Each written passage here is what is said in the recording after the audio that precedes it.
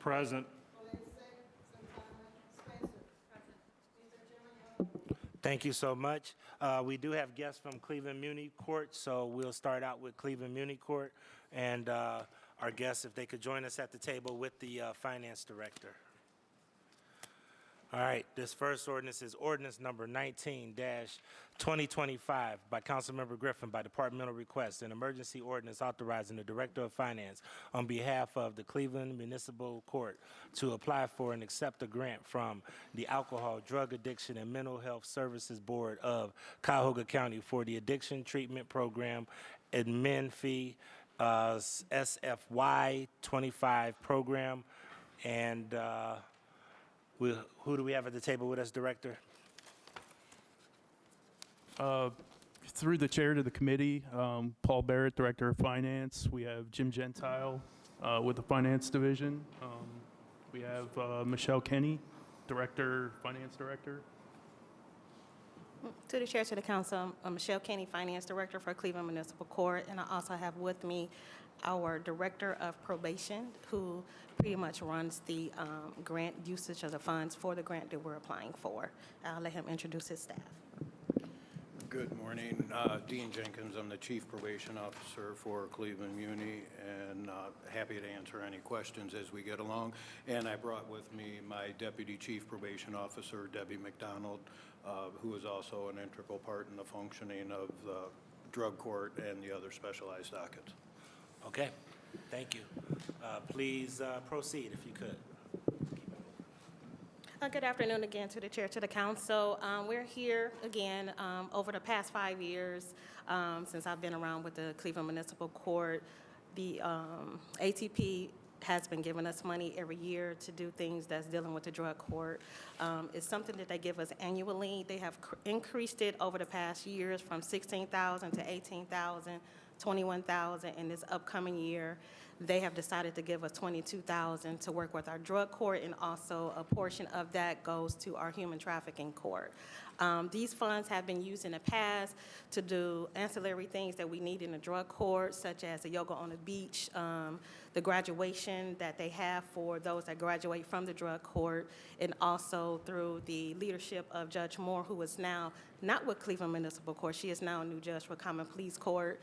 She has put together a book for those participants that have graduated from the drug court, write their stories, and she produced a book for them to have and provided for them during their graduation. So these are the funds that we get. There's no match with this fund, and then these funds don't expire until we use them all up. Okay, thank you. I don't have any questions. Do any of my colleagues have any questions? Councilman McCormick. Thank you, Mr. Chairman. I'll be brief. I just want to commend this partnership. I think it's a really important component of ensuring that folks get on the right track and hopefully out of the court system permanently and find more success in their life. So I just wanted to thank the folks here at the table that administer this crucially important program. Thank you. And just out of curiosity, who's going to run the program now that Judge Moore has moved on? Wonderful administrative and presiding judge, Michelle Early. So she'll be handling the drug court. She'll handle the drug court from here on out? Yes. Okay, awesome. Thank you so much. Any other questions? Seeing no other questions, ordinance number 19-2025 stands approved. Please sign on. Thank you. Next is ordinance number 2025 by Councilmember Griffin by departmental request, an emergency ordinance authorizing the Director of Finance to enter into an agreement with Holland Knight LLP for federal lobbying services for the City of Cleveland for a period of 1 year with one option to renew for an additional 1 year period exercisable by the Director of Finance. Director Barrett. Yeah, through the chair to the committee. So this is for congressional lobbying service at the federal level. We previously used this firm, Holland and Knight. We had previously had a 1 year contract for 22, and then a 1 year renewal, which we exercised. This is for another year with an option to renew for a year after that, so potentially 2 years. Would like to note that the fees have remained flat, so the $180,000 that we're requesting have been the fees for the last few years. Thank you. And I know we have Mr. Davis at the table with us. Mr. Davis, did you want to make any statements? Thank you, Chair. Very briefly, we've had a lot of success with this lobbying firm, and we appreciate the council hearing this contract renewal. It comes from, from basic grant application reviews to legislative victories and unlocking, forms of authorization, even if we're still pending for appropriation, to the major news we had last week with the $70 million from the RAISE grant for the lakefront. That would not have happened without our lobbying firm opening doors that we didn't know existed. So very grateful for this firm and hope to answer any questions you have. Thank you. So I'm very familiar with Eve and all of the Holland Knight folks, and I know you talked about the land bridge and some of the other things that we've gotten funded. What other kind of success have we gotten from them? Do you have a list of things that they have helped us with and done? We have lists. They come in different categories. Often their influence is opening meetings for us, which can be hard to measure, but Solar for All comes to mind. Our Clark Parks renovation projects that came from Representative Chantel Brown, that involved staying on track with our federal lobbyists. The infra and RAISE grants, the $110 million from different federal sources for the lakefront. It's the land bridge, but it's also bringing down the shoreway. It's a whole bunch of complicated Department of Transportation needs, and we've been delighted to work with them on that. Earmarks come to mind, our congressionally designated spending, CDS, or earmarks, as normal people call them. We've had more success getting through the political process for City of Cleveland earmarks than ever before. In 2024, Senator Sherrod Brown, unfortunately no longer our senator, but supported about $14 million worth of earmarks for the City of Cleveland. That builds on about half that the year prior and about nothing the year prior, largely because we weren't engaging with his staff in the way that they need to be engaged. Same thing goes for Representative Chantel Brown, supported about $6.7 million in earmarks, about 20 different projects. It's a long list last year. And we've been seeing, including the Cleveland Foundation's finishing the Dream 66th project there, a big priority for ours, and we think it's still viable even in this new Congress as we continue to navigate the budget process. Can send the earmarks list. It's a long one for your review. Thank you. Two more questions. With this new administration, are we confident that this law firm and this lobbying firm will still continue to be effective in this environment? Because I know that many of them used to come from the Gavin Newsom background, just my independent knowledge of them. Are we still confident that they can still deliver in this new atmosphere and new administration that's taking place? It's a great question, one we asked ourselves. Yes. And I'll do this anecdotally. They have a key member of their team, Lori, who you may have met once or twice. She's a former staffer for Senator Voinovich here in Ohio. And her institutional knowledge of the way Cleveland was interacting with the federal government in the 90s and 2000s has been invaluable. But she is a Republican, and it's going to take a bipartisan law firm to navigate however the new administration settles. So they're a nonpartisan firm, and we're very confident in their ability to keep opening doors for us. So two things that I'd like for us to follow up and do. One is, if you could, we'd really like to get a list of some of those projects that you're talking about. Absolutely. That they have helped in the past to deliver for us. If there are certain wish list things that they are working on at the federal level, which leads to my second thing that I would think that would be great if you could work with us to do. Many of us, I think Councilman Casey, I think, is the vice chair. I'm the chair of FAIR. He's the vice chair, I think, of public safety. And then others hold positions in the National League of Cities, and we do lobbying for cities across the nation. So it would be great to align some of our efforts with some of the things that we're trying to push for the city of Cleveland, and make sure that Eve and those guys are aware of that and can utilize our ability to leverage our national networks as well. To the chair, that makes a ton of sense. We should be on the same page, and we can do a lot more together. That sounds great. Sounds great, because at the federal level, we don't have a lobbyist. We do work with several people at the state level, but for the most part, we don't. We've never had a federal lobbyist. Okay? Of course. Sounds great. All right. Thank you so much. Any other questions for Chief? Councilman Brian Casey. Thank you, Mr. Chairman. Mr. Chairman of the Chief, can we just get a list of all the projects that they were able to bring back to the city of Cleveland through their lobbying? Yes. All right, thank you. So they'll follow up and give us a list of that. Okay, thank you. Seeing no other questions, ordinance number 20-2025 stands approved. Please sign on. Thank you both.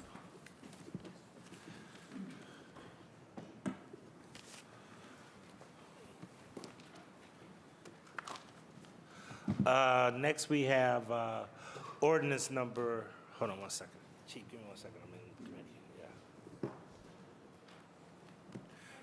yeah. We have a guest, and I believe this is with capital projects, and this is ordinance number 1322, 2024, by council members Spencer, Bishop, Hairston, and Griffin by departmental request.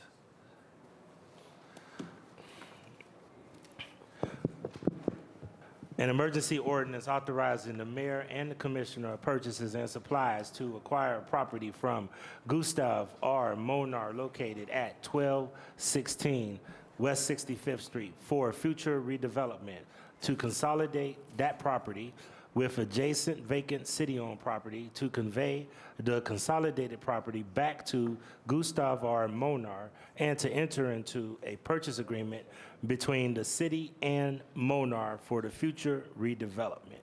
And I believe if all you guys, director and commissioner? Yep, we're ready. And I will have Commissioner DeGennaro provide more detail about the purpose and summary for this legislation. But just to lead off, I want to note that there is an amendment. The initial appraisal price was $65,000. It is now actually $70,000, and that has already been noted to legal to adjust. But that is the amendment we are presenting today before the committee. Okay, I cannot proffer an amendment. Does anybody want to proffer that amendment on behalf of the administration? Mr. Chair. All right, Councilwoman Jenny Spencer, who I believe this is in the area that she serves, has proffered an amendment. Do I have a second? Councilman Casey has seconded that amendment. Is there any discussion on that amendment? Mr. Attorney, do you have that entire amendment? Through the chair, no, I would love to say it. If you would please repeat that. Could we repeat the amendment for the attorney? In the file through the chair, it's appraised value in the file. Yes, we have submitted this. It is in the file.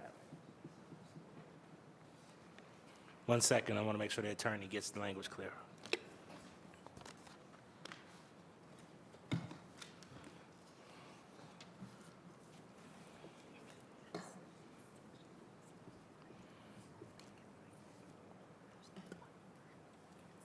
We good, attorney?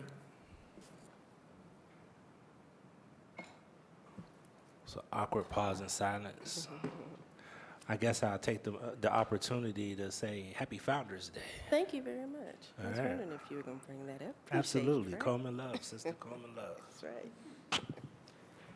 Through the chair, this will be an amendment to section 7, and that would be the appraised value of $65,000. Correct. We already have that in this draft. Okay, very good. Okay, so we're good? It's- So we don't Miss- need to amend it?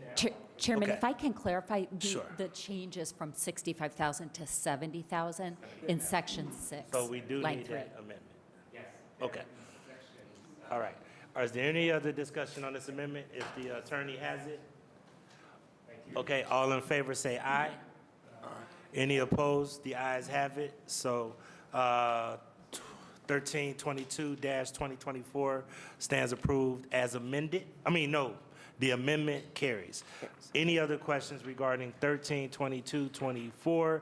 Councilman Hairston and Councilwoman Spencer. Councilman Hairston, you first, and then Councilwoman Spencer. Councilman Bishop, my apologies. Councilman Bishop. Oh, thank you, Mr. Chairman. We vetted this in municipal service and we approved it. All right, thank you. Councilwoman Spencer, this is in the area that you serve. Yes, it is, Mr. Chair. I want to take a moment to thank the Commissioner, Ms. DeGennaro, for keeping me informed throughout the process. I don't know if you are Mr. Molnar. I'm Jenny Spencer. Nice to meet you. I would like to take a moment, Mr. Chair. This is in my entire ward, probably what I would consider to be the last prime piece of lakefront vacant real estate. So this is a big deal. And if I may, I know this was heard in municipal services. I do think it's valuable just to take a moment through our chair to ask Commissioner DeGennaro to describe not only there was an independent appraisal for the cost of the land, but that there are safeguards in place should the parcel not be developed as expected, if I may. Yes, through the chair to the committee members. Thank you, Councilwoman Spencer. You're correct. The city, the point of having Mr. Molnar donate his property to the city to be consolidated with the piece that we own enables us to then place deed restrictions over the entire parcel, requiring that the property is developed in conformity with the plans approved by city planning within 2 years of the date of transfer. So it gives us a great deal of control over the ultimate development. Thank you. And just one follow-up question, Mr. Chair, through the chair to the commissioner. If the parcel is not developed within that 2-year time frame, what actions may the city take? Through the chair to the councilwoman, the city retains a right of re-entry and reverter, so we would get the land back, the entire piece, not just a small section of our piece. So to clarify, we would get the whole consolidated piece back. Well, Mr. Molnar intends to, through the chair, to divide the land into 4.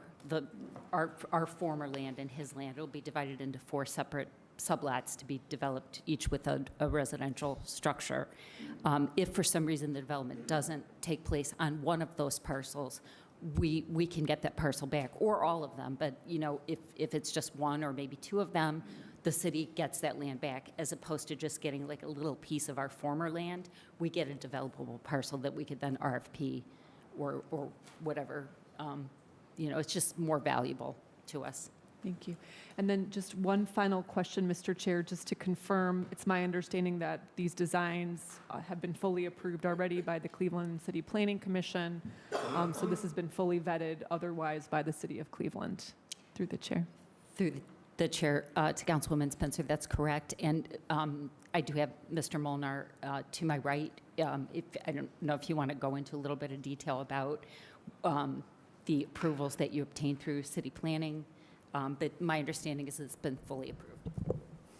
The answer is yes, from city planning as well as Board of Zoning, and we worked for about 2 years on this project. So looking forward to breaking ground and making that corner active and beautiful. Okay. Thank you. Thank you, Mr. Chair. Thank you. Thank you so much.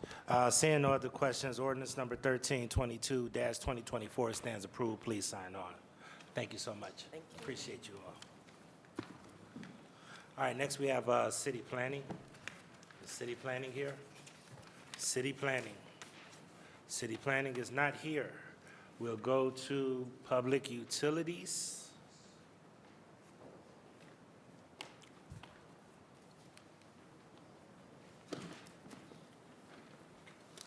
Thank you. All right, public utilities. Ordinance number 1123-2024 by council members Casey and Griffin by departmental request. An emergency ordinance determining the method of making the public improvement of constructing the Berry Avenue West 73rd Street, Chatfield, East 72nd Street, East 81st Street, East 83rd Street, East 125th Street, Fidelity Avenue, Frazee Avenue, Goodman Avenue, Hampton Avenue, Hampton Avenue, Olivet Avenue, Myron Avenue, Talbot Avenue, West 82nd Street, West 92nd Street, and Woodbury Avenue area sewer replacement or rehabilitation projects, authorizing the Director of Public Utilities to enter into one or more public improvement contracts to construct the improvement, and authorizing the Director to employ one or more professional consultants necessary to design and implement the improvement, and to apply for and accept funding. Director. Thank you, Chairman, members of the committee. This is very similar to the ordinance in November of last year outlining a number of projects for the Division of Water Pollution Control. This is the next and final, what we believe to be ordinance. Important to point out that the projects will be designed and then bid publicly, but it all is stemmed from the $30 million that Water Pollution Control borrowed in 2024, and keeping with the mandate to spend those funds within the next 3 years. Identified all of these projects. You'll see in the executive summary the specifics of each. And you'll note that each of the sewers on these streets or areas are greater than 125 years old. They are all combined sewers. So the Division of Water Pollution Control through Interim Commissioner Lopez goes through and identifies the projects, includes it in the capital plan. We get all ordinance authority, we design, and we bid. That is our objective here, and the commissioner can certainly outline any specifics about a specific project. Thank you. All right, this was in Public Utilities, Councilman Casey. It was duly vetted and recommended for passage. All right, thank you. Any other questions regarding ordinance number 1123-2024? Seeing none, everyone please sign on. Thank you. All right, next is ordinance number 1165-2024, as amended by Councilmembers Casey and Griffin by departmental request. An emergency ordinance authorizing the Director of Public Utilities to enter into one or more requirement contracts without competitive bidding with Ohio Machinery Company, DBA Ohio CAT, for replacement parts for Caterpillar heavy-duty construction equipment and labor and materials to repair and maintain the proprietary equipment for the divisions of water, water pollution control, and water department public utilities for a term of 2 years. And the amendment states, there is no legal objection to this legislation if amended as follows. In Section 1, Line 5, strike September 17, 2024, and insert December 3rd, 2024. This is dated 1/9/2025 by Vishnu Gaglani, Assistant Director of Law. Director. Thank you, Chairman. So the Divisions of Water Pollution Control and Cleveland Water have a number of backhoes and excavators, which are Caterpillar brand. Ohio CAT is the exclusive dealer, exclusive authorized dealer for Caterpillar equipment, engines, and parts throughout 80 counties in Ohio, 3 counties in northern Kentucky, and 5 counties in southeastern Indiana. This is our regular 2-year ordinance to make sure that those very important pieces of equipment stay operable. Some of them are newer and still under warranty, which is honored through Ohio CAT. And then any other parts or maintenance, if you don't go through them, you could jeopardize warranties on other pieces of equipment. So very important piece of legislation, approximately $250,000 or $125,000 a year for the Division of Water Pollution Control, and $30,000 at Water, for a total two-year amount of $310,000 is what we budget. We certainly hope not to spend that. Thank you. Councilman Casey. Duly vetted and recommended for passage. All right. One question, Mr. President. Councilman Kevin Conwell. With the equipment, Director, how durable is it? We're looking at the very good quality, the time it might break down, and do they fix the parts with just in time? I'm looking at quality, durability, and just in time. Through the chair to the director. Chairman, to the council members, so Ohio CAT has been very responsive. We have not, as you'll remember, council also gave us the authority to rent heavy equipment in the event that we don't have enough. We've not needed to rent backhoes or excavators because we do maintain it in-house. Our operators are all highly qualified and trained. And then in the event of something through wear and tear, Ohio CAT is responsive and gets it back into operable condition in a very timely manner. So we are happy with the services that they provide for both divisions. That's great. So when you finish with a project, you bring it in and they check it often, and what, they got a checklist, a check sheet, or something like that? So, Chairman, to the councilman, not necessarily, just the routine maintenance, similar to a car, an oil change, right? They check the hydraulics of it. It's all obviously heavily hydraulic, which is run by motors and fluid.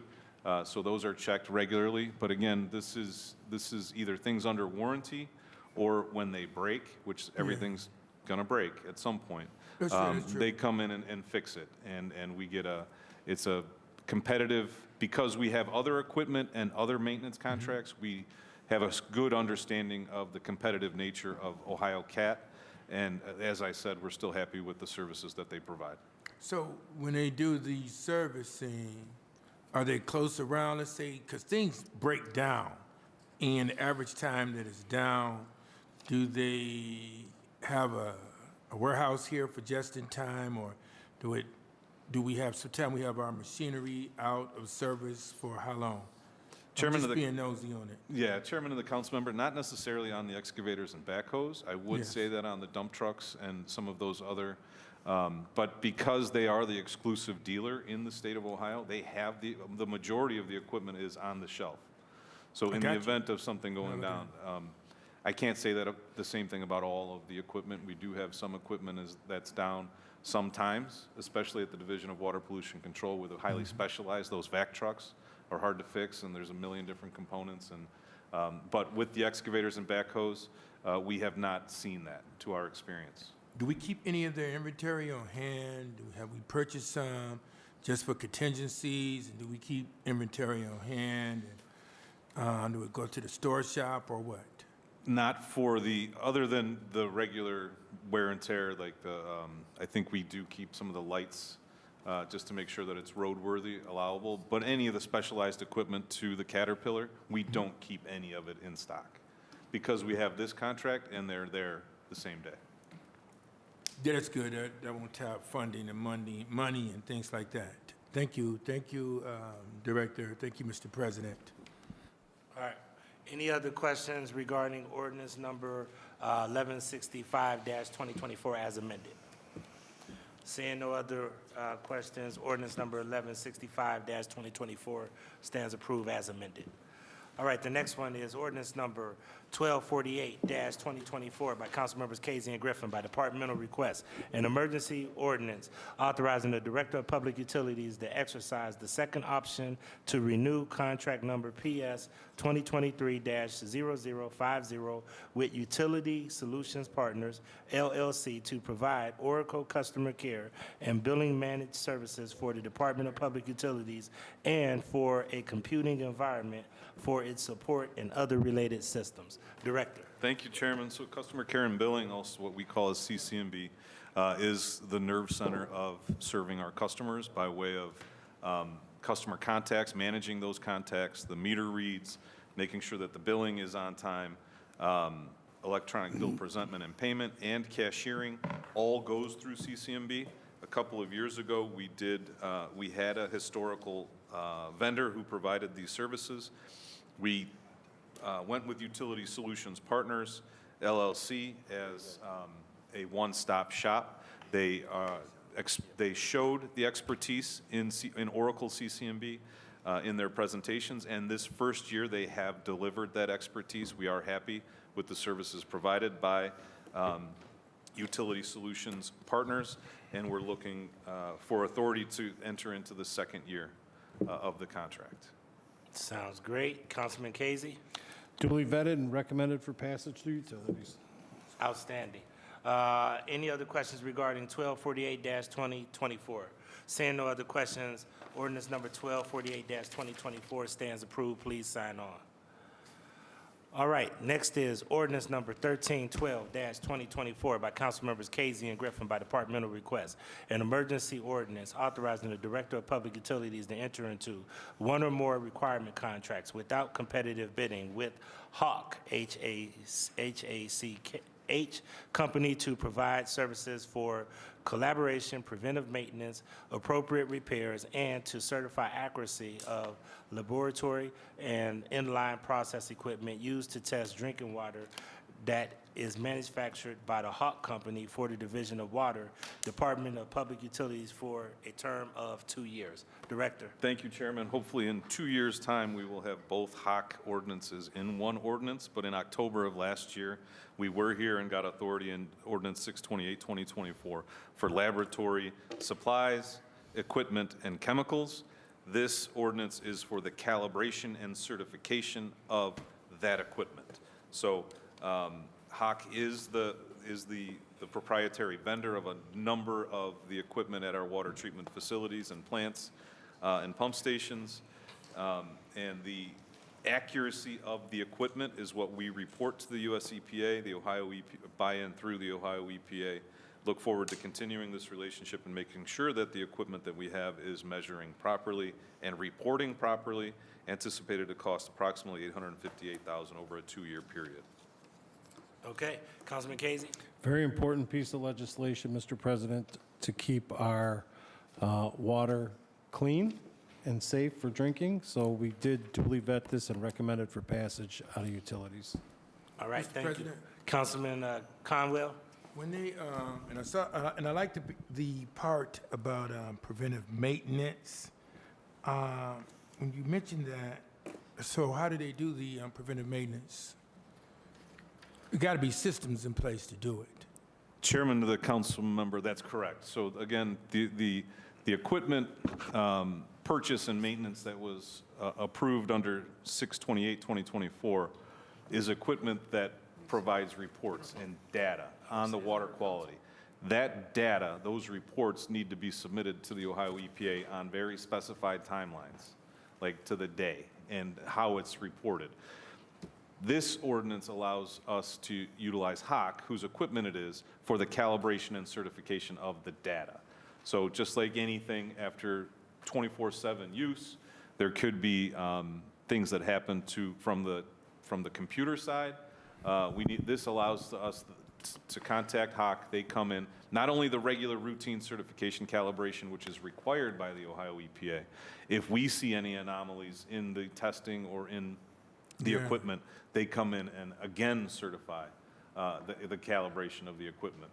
It's just to make sure the numbers are accurate every minute of every day, because we have to submit to this, state agency who submits it to the federal agency.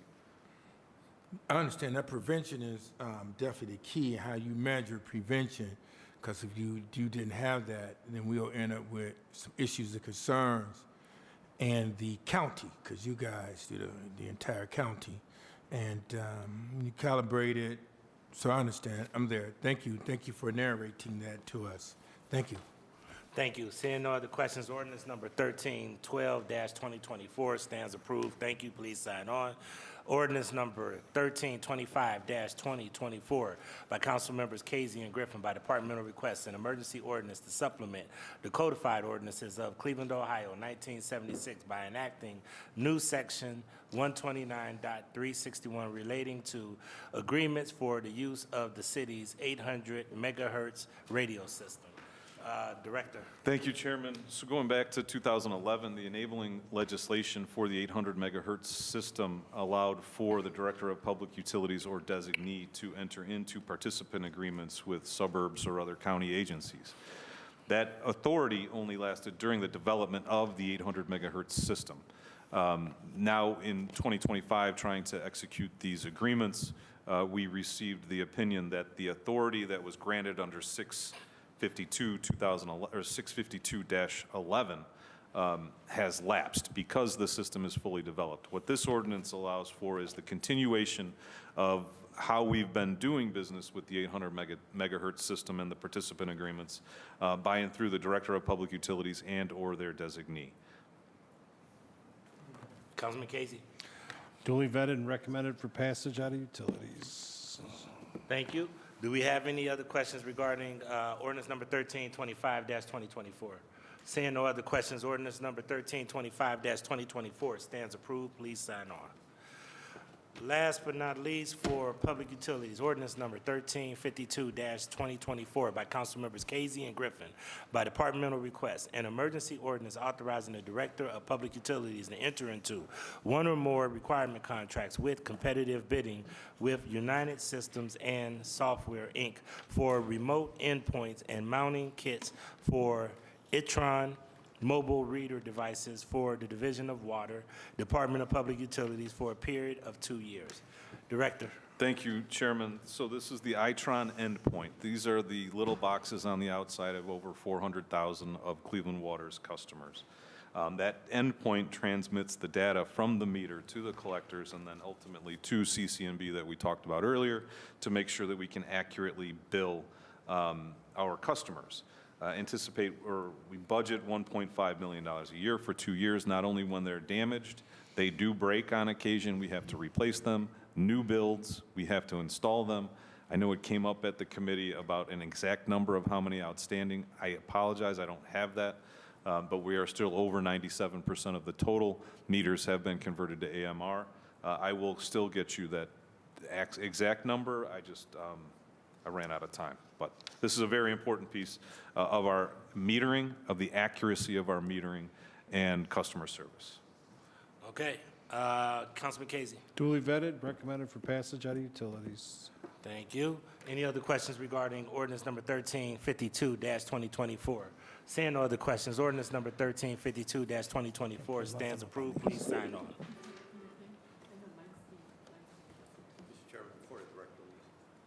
Miscellaneous? Councilman Polinsky? Thank you. And, Mr. Chairman, my honorable colleagues, to the director, I got an email over the weekend, a lengthy email by a resident, just ripping the city about the lead, about lead in pipes, and referring to some type of notification in the mail that he received.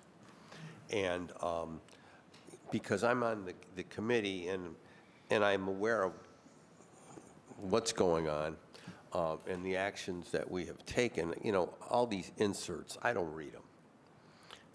But obviously there was something within a recent bill that he received that set him off. Yeah. What did we mail out?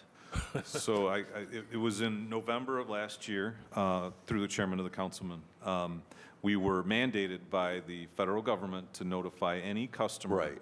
who we know has a lead connection or possibly a lead connection. So, and I have been getting some questions, and the Commissioner Margavicius isn't around, but I did send it. I'll find it and make sure that the clerk sends it. Exactly, you know what they received in November. Okay. But essentially, it is notifying customers of the presence of lead, right? And then we talk a little bit about how our treatment process and how we still meet and surpass every minimum threshold for lead in the drinking water.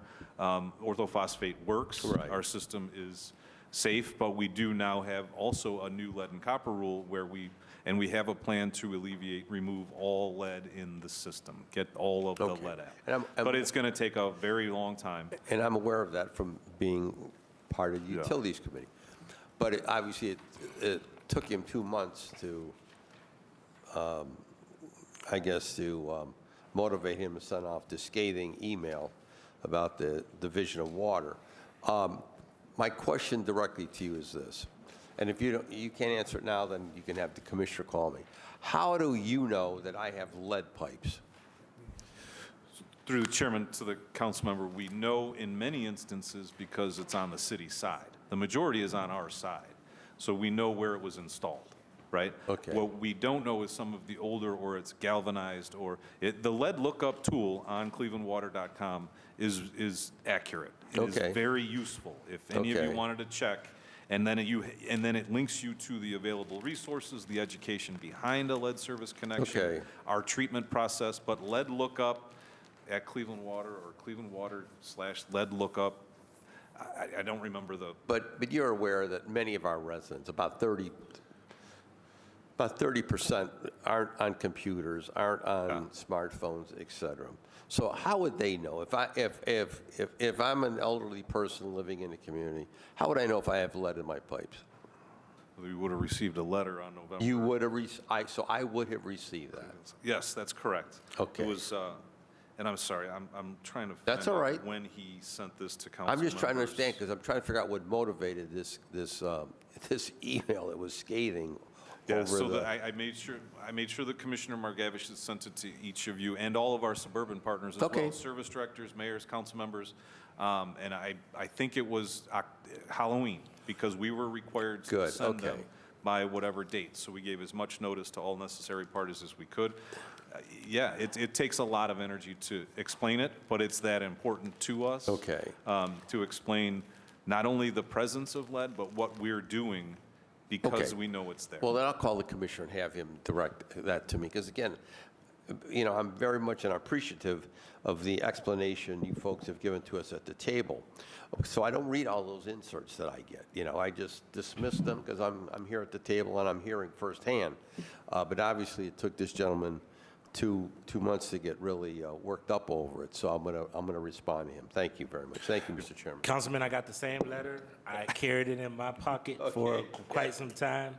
And I waited till I talked to the director last Monday. As a matter of fact, what is very confusing, if I can say, about the letter is that it almost prompts you to action. Like there is something that they pretty much ask you to do to determine if your inside pipes might be lead, okay? But it does not give specificity about what they are recommending for your outside, which is where the city's connectivity is at. So what I think is the other question is if there is a schedule. I know that we got federal dollars to do some of this. It would be good for Councilman KZ as well as all of council to have a schedule on when you plan on replacing some of these lead lines, because right now the water is safe because of orthophosphate, as you just mentioned. Correct. However, because Fed government guidelines said that they are putting money to fix those outer, not the ones inside the house, but the connections at the curb, they were instructed to ask everyone to perform like a video to see if your pipe is lead or not. And I had some of the similar questions, and it might need to be explained, because if I'm trying to understand it, then I know the average citizen was also trying to make sure that they understood if they had to do something or if they don't have to do something. So to your point, Chairman, and there's such a small percentage of lead on the customer side,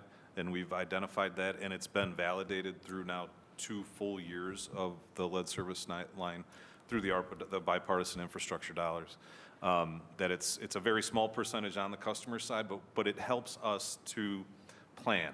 Right, it's just information, the whole thing. And now with the implementation of the lead and copper rule, what we used to assume was galvanized, now the federal government is, if you don't know, it's lead. So that took our number from here to here. So then we have to put together a funding strategy and a planning strategy, and what we thought was a 30-year program is now possibly a 10-year program. So there's a lot of moving parts to it.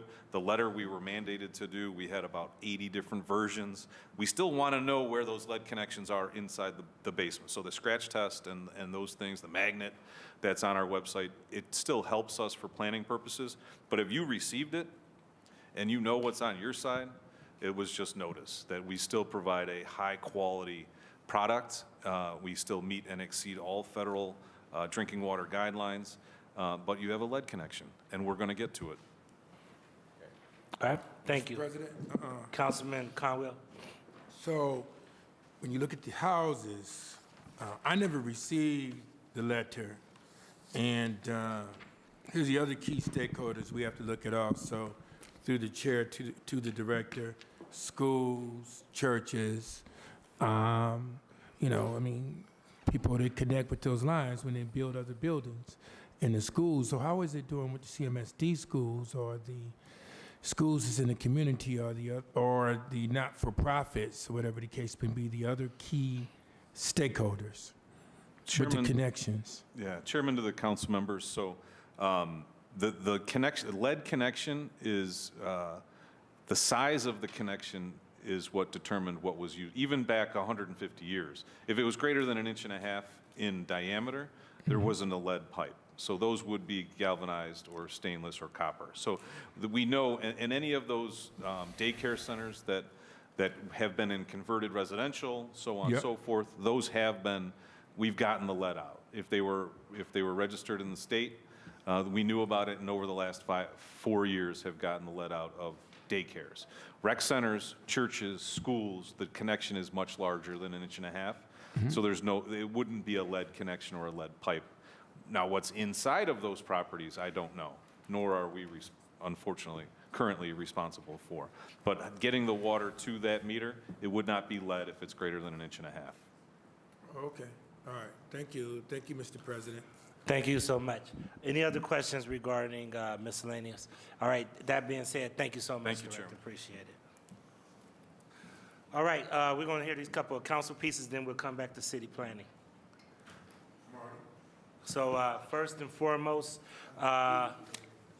we'll bring up Burton Bell Carr, this is ordinance number 1252-2023, as amended by Councilmember Gray, an emergency ordinance authorizing the Director of Economic Development to enter into a grant agreement with Burton Bell Carr Development, Inc., or designee, to provide economic development assistance to partially finance renovation of storefronts and office space associated with the Moreland Theater building on Buckeye Road.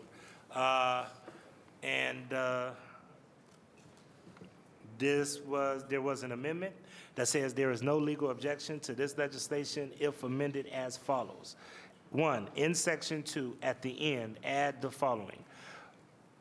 In quotations, RQS 9501, RL 2023-113. This was dated 11/15/23 by Stephanie Melnick, Chief Assistant Director of Law. And Mr. McNair, if you could announce your guests at the table. Yes, thank you, Council President, members of the committee. I'm here with Joy Johnson, the Executive Director of Burton Bell Carr, as well as Mike McBride, Director of Real Estate Services for Burton Bell Carr. This is a really exciting project. It is part of your transformative neighborhood project fund that is coming through. I think a lot of you are very familiar at this point with the Buckeye Road Commercial Corridor, for which our department is investing $3.89 million to bring back a stretch of buildings along about 4 blocks on Buckeye Road. We are extraordinarily excited about it. Right in the middle of all those buildings is the Moreland Theater, which is kind of the linchpin and catalyst for that. And so, again, was very excited to see the $300,000 allocation coming a part of this through Councilwoman Gray. With that, I will hand it over to Ms. Johnson if there's anything she'd like to add. Ms. Johnson? Thank you, Council President Griffin, and thank you, Director McNair. I'm Joy Johnson, Executive Director of Burton Bell Carr Development. I'll be very brief, but we're very excited about the renovation of the Moreland Theater as a part of the broader Buckeye Arts Innovation and Technology District on Buckeye Road. We've been working very closely with both Council President Griffin and Councilwoman Deborah Gray. We have a Moreland Theater Task Force, which is led by the Cleveland Restoration Society, of which Councilwoman Gray serves as a member. And so she's very close to this project, and we're excited that these additional dollars can help revitalize this theater. Thank you. Mr. McBride, the pride of Burton Bell Carr as well, former Cleveland employee. Do you want to add anything? Sure. Thank you, Council President Griffin. As Joy Johnson said, we're really excited about this project. Buckeye Road is a commercial strip in Cleveland on the east side that's kind of unusually intact with a lot of buildings, but those buildings, many of them are vacant, have been disinvested. The Moreland Theater is clearly the kind of the potential anchor for that part of Buckeye, and we've also invested in buildings all around it. So this funding will help us to get that anchor project fully funded and help support the restoration of buildings around it up and down Buckeye to really revitalize that commercial corridor. All right. The first thing I'd ask if I could be added as a sponsor. I know Councilwoman Gray is here, but we usually partner on most things on Buckeye. So can you add me on the sponsor to that? And then I know that we're scheduled to have we usually try to debrief about this time of year. I want to make sure that we follow up to see how I can be helpful because this is a very critical investment on the Buckeye corridor. And you know what we've done with Providence House and some of the other things, we want to make sure that we're very in tune with whatever we need to do to make sure that we make that successful as well. Thank you, Council President. Will do. Mr. President, All I right. couldn't find a number. Can someone give me 1252? Who has 1252? Councilman Carter would like to see 1252. There. It's down there. Councilman here. I got it now. We got it. He got it. There you go. Theater. This is money that was from Councilwoman Gray's ARPA transformation neighborhood with the pot of money that we set aside for ARPA that she had determined that she wanted to put $300,000 into the Moreland Theater. And after this, ARPA is gone, ladies and gentlemen. So, can I ask a question? Absolutely, please proceed. With the theater, you're going to, what, do programming in there to teach children theater? We have a memorandum of understanding with a national partner, which I think if I say this here, is very public record, so. I might want to continue to work it. We'll tell him Yeah. offline. You 'cause tell me he'll- offline. He'll be Yes. excited about that, but we'll Yes. talk about it offline. Yes, so we do have a agreement with, we wouldn't be operating, we would find a partner, and we've identified a potential partner to operate the theater.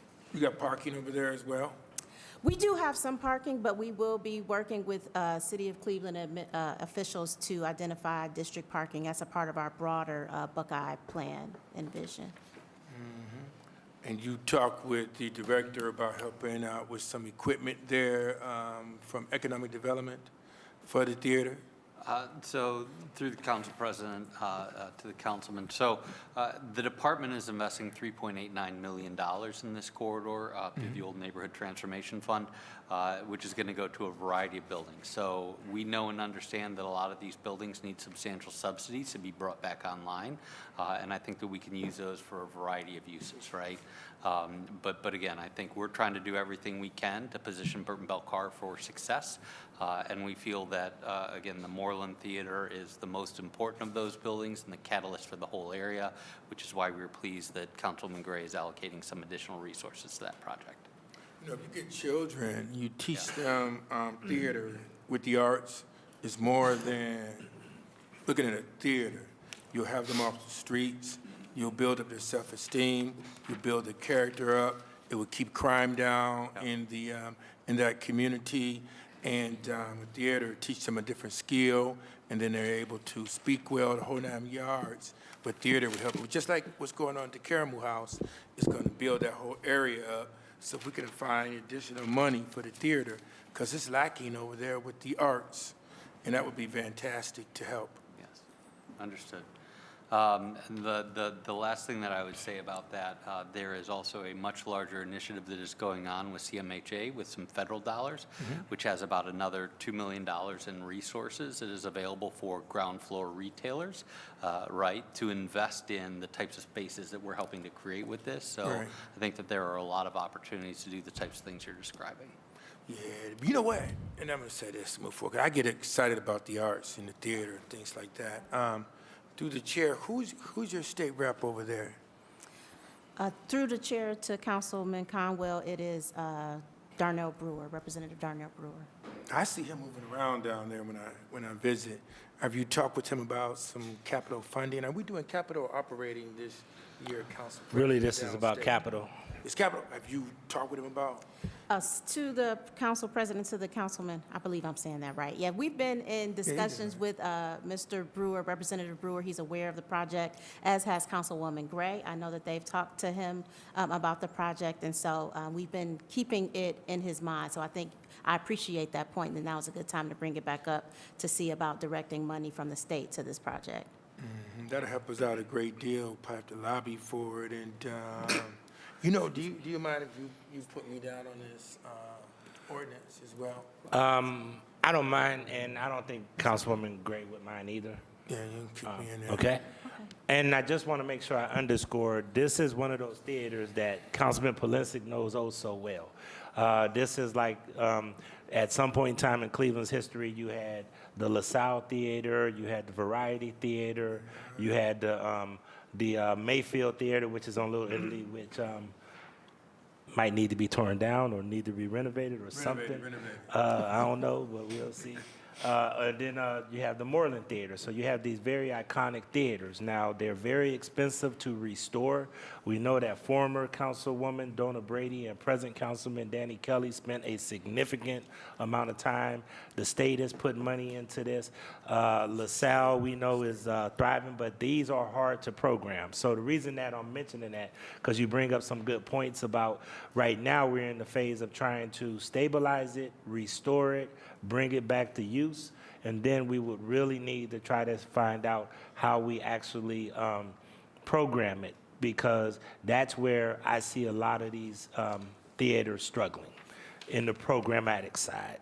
So parking and making sure that we have an operational strategy and structure is what's going to be critical. The last group that operated it was a church, but like all these buildings that have experienced wear and tear over the year, it's in very tough condition and needs a lot of TLC. But it's right in the central of the Buckeye corridor between 116th and 130th, where we've made over the last 6 years $3.8 million of investment. We recruited stakeholders like Providence House. We've white boxed a lot of that area, so a lot of energy has gone into that area, and this can actually serve as an anchor of that area. So just to give everybody the context, but we do, to your point, Councilman, once we stabilize it, get it operational, we do need to make sure we figure out how to program, because Councilman Polinsky could probably tell you it is not easy to program it once you do get it fixed up. But you know what, and I agree with you. You know how I am with the arts.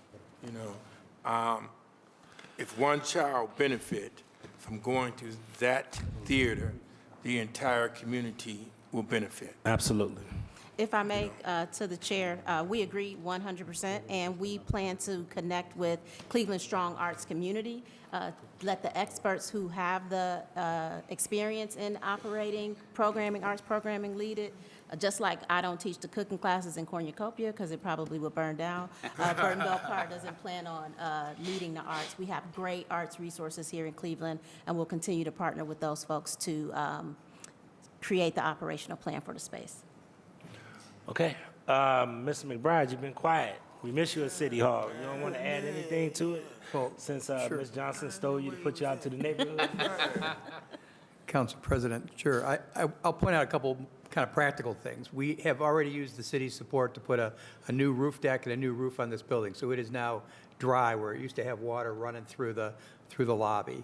And also with the help of the task force that the Cleveland Restoration Society put together, they included the recently retired COO of Playhouse Square, who's been there for 40 years. You think about these Falco? iconic theaters in Tom Einhaus. Einhaus? Okay. You know, the iconic theaters in our neighborhood, downtown is a huge success story for restoring abandoned theaters. So to get him in here to give us a reality check, like, are we crazy? Can this be done? He brought in national experts who looked at the building and said, this building is a building that can be restored without, you know, like an insanely heavy lift. So we feel really good about the building part of it. That's the part that I'm part of it. We also like the fact that the theater includes, like, sort of half of the building is the theater space, and the other half is retail spaces along the storefront and former medical offices above. So there are more discrete pieces that can be programmed and rented out and generate income without having to rely on somebody to take the whole thing over and run it. Although it'd be great if the perfect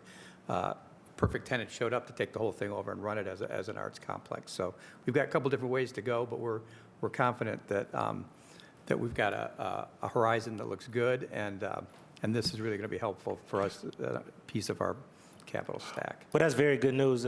When is it available for usage? When will you be allowing it to be available for usage, and when will you have to get the occupancy and everything else? So a couple kind of critical steps we've got assumed in our financing are historic tax credits and state historic tax credits, which we've applied for, or which are in the process of putting an application in. So we've got to get that award made. So I think realistically, if we were to start construction in the summer of this summer, it would take a year to have anything in a white box, and that would be the soonest and most optimistic. And we've got assumptions in here about bank financing and loans from banks, but Fifth Third has made a huge commitment to this neighborhood, so we're confident that they're going to, you know, when it gets all the way through the underwriting, they'll step up and provide some of that conventional financing. That's part of it, and that's the whole thing.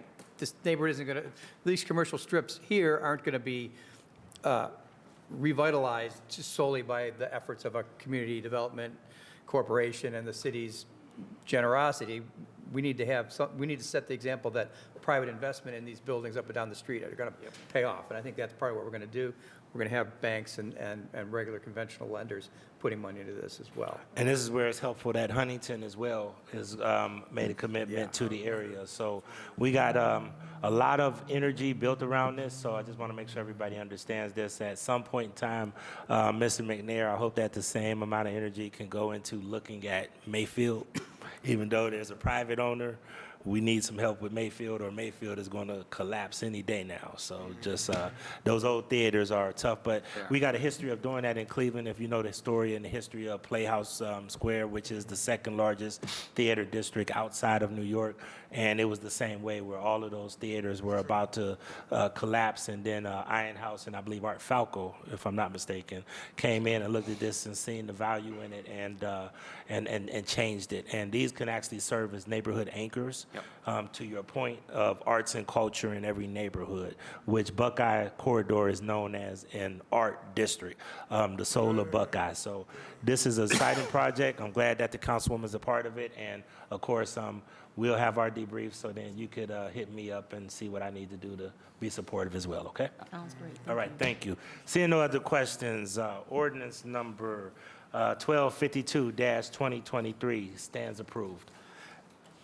Thank you. Thank you. Thank you, guys. Thank you. I'm going to read this next one, which I believe is also economic development. And this is ordinance number 1276-2024, as amended by Councilmember McCormick, an emergency ordinance authorizing the Director of Economic Development to enter into a grant agreement with the Merrick House to provide economic development assistance to partially finance renovation of Merrick House's security systems, kitchen, bathroom, and gymnasium wall in order to increase client capacity for early childhood education and child care. Director. Thank you, Council President, members of the committee. So we were here last week at the Development Planning Sustainability Committee with Harriet Hadley, the Executive Director of Merrick House. Merrick House I know well from my previous work. It is an institution on the near west side of Cleveland, serving families and children of all backgrounds and incomes across the near west side and beyond. It has been there for over 100 years. This is, again, investments that are being made, thank you, Councilman McCormack, through the Transformative Neighborhood Project Fund, which is going to allow them to renovate and expand their kitchen and security and a few other facilities in there, which is going to allow them to serve upwards of 80 additional children in there. Again, a tremendous institution, a MyCom partner, a stop for Near West Recreation, Sports, and Facilities. Their doors are always open to the community. This, of course, by serving more children and families in the community, allows them to hire more staff. So we think it's a great project. We are excited to help facilitate this work and ready to go. Thank you, Councilman Harrison. This was heard in DPS and recommended for passage. Thank you, Councilman McCormick. Thank you, Mr. President. I want to thank you for your support on this piece, Mr. President. As Director McNair mentioned, this is one of the two pieces that I'm trying to get over the finish line. The first was Ohio City Farm, and this is the second one, so I really appreciate this committee's entertaining this piece. Mr. Chair, this is a $150,000 grant to Merrick House. As Director McNair noted, they are truly a wonderful organization, Chair, that serve all sorts of families of all different backgrounds. They're a partner on Moms First. They do a lot of really good work in collaboration with the City of Cleveland. And like we all know, their facilities need some love. But I will tell you, it's like an old car that you just keep driving in the sense that they maximize what they have. And I can tell you that if you take a tour of the building, they really maximize what they have, Mr. Chairman. So again, this is a legacy organization in our city. It's in good standing with the City of Cleveland. They are an official partner of the City of Cleveland and a really wonderful organization supporting children, mothers, fathers, families throughout the community. So again, Chair, I ask for the support of this committee. Thank you. Thank you. Any other questions regarding ordinance number 1276-2024?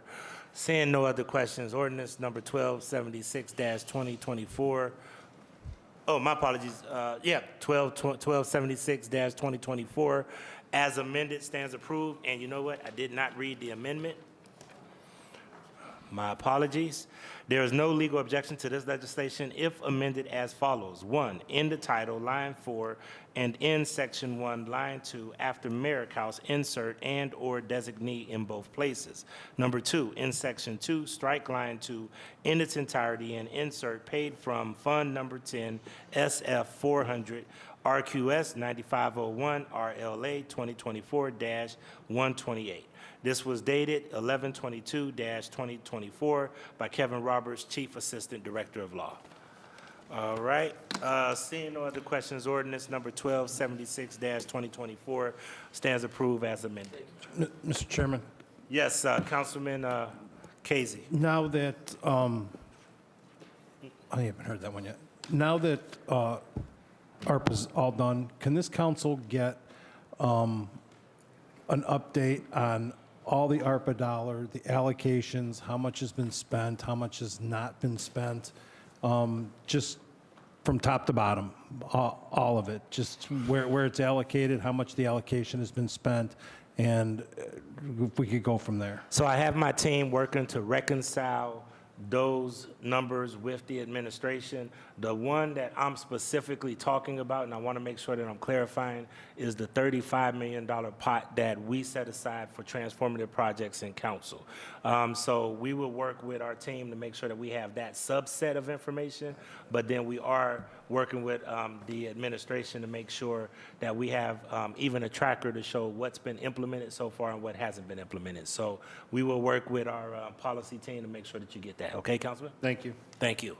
Mr. McNair, I know that you are headed out, and I don't want to do a miscellaneous, but I do have a question for you briefly. But let me get this conversation started, if I could, if you could just hold on for the side. Director Marka Fields, if she could come to the table. This is ordinance number 1167-2024, as amended by council members Hairston and Griffin by departmental request. An emergency ordinance authorizing the Director of City Planning to exercise the first option to renew contract number PS 2024-0030 with Stantec Consulting Services, Inc. to provide professional services for on-call planning services. And the amendment is as stated, it says, there is no legal objection to this legislation if amended as follows. 1, in section 1, at the end, strike the period and insert, and shall not exceed $100,000 for the first option year. Dated 1/7/25. Signed, Jonathan S. McGorry, Assistant Director of Law. Ms. Director Fields, as well as, could you announce your team at the table? Yes, Matt Moss, who is the Manager of Strategic Initiatives. Thank you. He's also managing this, this contract. Thank you. Mr. Moss, you want to proceed? Thank you, Council President. This is a contract to renew, legislation to renew a contract we have with Stantec Consulting Services. We executed a contract early last year, around this time last year, to provide on-call planning services, planning, engineering, and other services. And we provided a presentation last week to the Development Planning and Sustainability Committee on an overview of what we accomplished with that contract. We've essentially expended all of the contract amount that was approved in 2024. We provided services, Stantec provided services to us, including engineering and planning services related to a few mobility projects that we have going on, most notably the Payne Avenue project. That's a road resurfacing project that our Capital Projects Office is currently conducting. And Stantec was able to help augment that project by providing a design for what will be the city's first parking protected bike lanes. We did also another mobility project downtown that will be implemented later this year, looking at Prospect and Huron in the Gateway District, meant at enhancing the roadway facility there with a bike facility, a separated bike lane, but also expanding sidewalk space to better accommodate incoming restaurants and businesses in the downtown area as well. Another notable project we have that we use these funds for is to do a visioning process and public art program for the East 22nd Street Bridge. That is a bridge that ODOT is going to be replacing. And since this is a project that, or a piece of infrastructure rather, that in many ways connects and also separates the community, we wanted to make sure that with the new bridge coming, that it be designed and have some sort of representation of the community that it's connecting to. And so those are, we did a few other services, but we'll be happy to answer any specific questions you have about what we did last year and what we're planning to do this year. Thank you. Ms. Fields? Yeah, just also wanted to add that while we are requesting the approval right now for the $100,000 with the amendment and speaking with DPNS at our last hearing, There is another 100,000 in the budget that we do want to have approved. We were told that we need to come back to amend, and so just wanted to throw that out there and let you know that we do intend to come back to amend to add the additional 100,000 that's in the budget after budget hearings, after it has been approved in our budget. Awesome. Councilman Hairston. Thank you, Mr. President. Yes, we heard this last week in DPS. They did share with us a very robust list of projects they have been working on. East, west, north, south, they're all over working. They also indicated if there's any projects that city council members, would like to see added to the list or for the consultant to work with them on, send that over to them and they'll be happy to review those and see what support that they can provide. As she indicated, once the budget is submitted and approved and there's additional dollars added, come back, we'll amend it, add the additional dollars so they can continue their work. But we did not want to add additional money when there's no actual approved dollar amounts as of yet. And the committee recommended for approval with the amendment. Thank you, Mr. Chair. Thank you. Councilman Michael Palensi. Mr. Chairman, my honorable colleagues, how do we get a list? How do we see the list that you have developed The list so of far? projects? Yes. It was in the presentation that we sent, but we can also, Is if you would that like you to- emailed? Yes. Yes, I It didn't was, see it was Mr. Chair. emailed through- On that, no, I apologize. Councilman Harrison is biting at the bit. I think he wants to just a point on that, on your comment. Yes, I know the department was responding, but we can have council staff send it out to all of council members, because we did receive that. Okay. Yeah, because Mr. Chairman, I have not seen that. I'd like to see that. Then I have a follow-up question. Go ahead. Are you involved with this whole discussion about Superior, about the bike path? The Midway? Yeah. Yes. So what's the status of the St. Patrick's Day Parade? Councilman McCormick. Yeah, thank you, Mr. Chairman. I'll respond to that. As proud Irish American as well, we've been talking to the parade for years now. Okay. Recently, much more intensely, I actually had a meeting with the mayor himself in the parade committee. They are asking for multi-million-dollar, most likely, change orders to the infrastructure of the Midway for 4 hours a year. So what we've communicated to them is we love the parade. We will not stop working with the parade. It actually used to be on St. Clair back in the day. So we even said, hey, listen, a lot of different options if you don't think that Euclid Avenue could work. The mayor has offered his team to go out onto Euclid Avenue with the parade to sketch out what the route would look like under a new configuration. But again, my communication to them has been, we would not design a police station for one event a year. We would not design a rec center for one event a year. We would not design a park for one event a year. So I'm opposed to reconfiguring an entire $22 million infrastructure project for one parade a year. Not downplaying the importance of that parade. It's critically important to our culture. Listen, my blood is from Ireland. I have the family lineage in my kitchen of my Irish ancestor immigrants. So I understand the importance of this parade, but I will say we've communicated clearly with them. Okay. Look forward to continuing to work with them on whether it's Euclid Avenue or other streets in Cleveland. But again, I do not believe that we should be amending a massive infrastructure plan for an event that happens one day a year. I just want to make sure that we do not lose it, that it stays within the city of Cleveland. It's been a tradition in my own family, with me, with my kids, and so I just want to make sure that it stays within the city. And Chairman, let me share to Councilman Polensek, there will be a parade in downtown Cleveland. Yeah. Whether whoever's organizing it is whoever's organized, there will always be a parade in downtown Cleveland. Thank you. I'll just Thank say you. that. Thank you.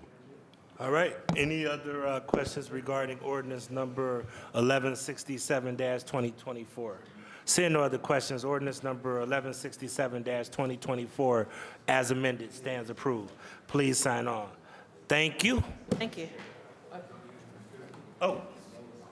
All right, that concludes this Committee of Finance, Diversity, Equity, and Inclusion. The next committee will be on Monday, January the 27th. Monday, January the 27th, as we observe Martin Luther King Jr. holiday next Monday. Thanks, everyone.